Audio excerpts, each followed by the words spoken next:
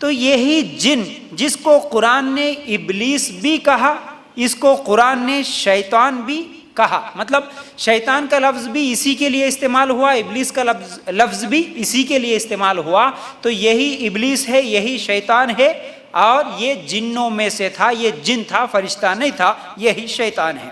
تو بہرحال جنوں کا بھی شیطانوں کی طرح ہی ان کی ایک دنیا ہے، مطلب جیسے انسانوں میں اچھے رہتے ہیں، برے ہوتے ہیں، انسانوں میں مسلمان ہوتے ہیں، کافر ہوتے ہیں، اسی طرح جنوں میں بھی کئی مسلمان اور اچھے بھی ہوتے ہیں، اور کئی جن کافر ہوتے ہیں جو اسلام ہی قبول نہیں کرتے، سرکش ہوتے ہیں، نافرمان ہوتے ہیں، ٹھیک ہے۔ تو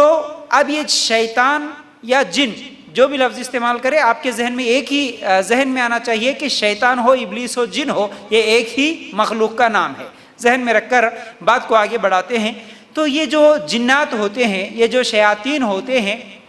ان کے تعلق سے بہت ساری باتیں ہیں، بہت سارے دلائل ہیں، لیکن وہ سب نہ رکھتے ہوئے صرف آپ لوگوں کے سامنے آیت نمبر اور کیا ہے سورے کا نمبر بھی میں آپ لوگوں کے سامنے رکھ دوں گا، سورہ کون سا ہے، آپ بعد میں غور کرتے ہوئے اس میں دیکھ لینا۔ چند چیزیں جو شیاطین کیسے ہوتے ہیں ان کے تعلق سے، پہلی چیز اگر ہم دیکھیں گے تو شیطان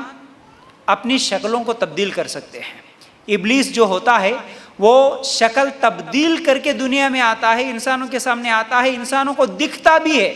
لیکن کیا ہوتا ہے کہ وہ شکل تبدیل کر کے دکھتا ہے۔ جیسا کہ مشہور واقعہ، ایسے تو کئی واقعات ہیں، لیکن اس میں سے ایک واقعہ کون سا، ابو ہریرہ رضی اللہ عنہ کا، جس میں اللہ کے رسول صلی اللہ علیہ وسلم نے صدقے کے کھجوروں کی حفاظت کے لیے ان کو رکھا تھا، نگرانی کے لیے، لیکن ایک آدمی آیا، ایک چور آیا رات کو، اس میں سے چوری کر رہا تھا۔ اس طرح پہلے دن بھی ابو ہریرہ رضی اللہ تعالیٰ عنہ پکڑے، دوسرے دن بھی پکڑے، تیسرے دن بھی پکڑے، وہ کیا ہے بہانے بناتے گیا، اسے چھوڑ دیے، آخر میں تیسرے دن اللہ کے رسول صلی اللہ علیہ وسلم نے فرمایا کہ یہ شیطان تھا، ابو ہریرہ یہ جو چور تھا نا اصل میں یہ شیطان تھا بولے۔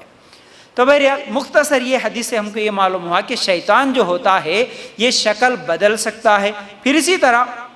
یہ شیاطینوں کی بھی کیا ہے شادیاں ہوتی ہیں، ان کی بھی اولاد ہوتی ہیں، ان کے اندر بھی فحش، جس طرح انسانوں کے اندر ہوتی ہے فحش کاریاں، بدکاریاں، زناکاریاں، اسی طرح یہ جنوں کے اندر بھی یہ تمام چیزیں ہوتی ہیں، ان کی اولاد بھی ہوتی ہے، ان کو کیا ہے شادیاں بھی ہوتی ہے۔ اس کی دلیل اگر ہم دیکھنا ہے تو سورہ کہف کی آیت نمبر 50 میں دیکھ سکتے ہیں۔ پھر اسی طرح ان کے پاس ایک طاقت، انسانوں سے زیادہ جو طاقت ہوتی ہے ان میں سے ایک یہ ہے کہ یہ تیز رفتار کے ساتھ دوڑ سکتے ہیں،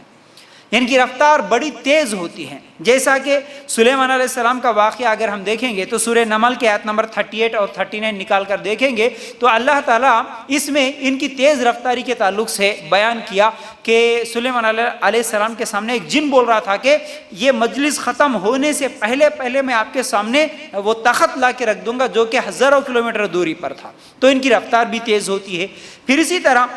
یہ بے پناہ طاقت اور قوت کے مالک ہوتے ہیں، ان کے پاس طاقت بہت زیادہ ہوتی ہے، قوت بھی بہت زیادہ ہوتی ہے۔ اس کی دلیل سورہ سبا کی آیت نمبر 12 اور 13 میں ہم دیکھ سکتے ہیں۔